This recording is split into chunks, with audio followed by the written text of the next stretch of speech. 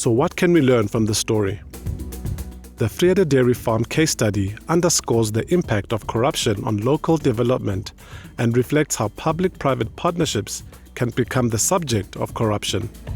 The Guptas and their associates allegedly played key roles in the entire project cycle, from influencing the government in the design of the project to the appropriation of project implementation funds, ultimately resulting in extreme economic and social harm.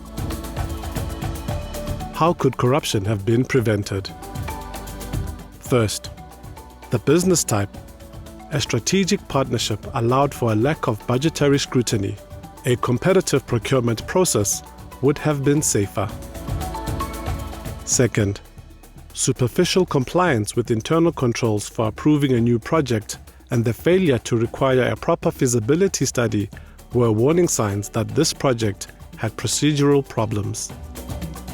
Third, due diligence relating to the companies involved would have revealed questionable track records in dairy farming and could have allowed for early intervention in the contracting process. The Vrede dairy farm case study reveals how unchecked corruption in public-private partnerships can harm local communities, squander public funds, and erode trust in government.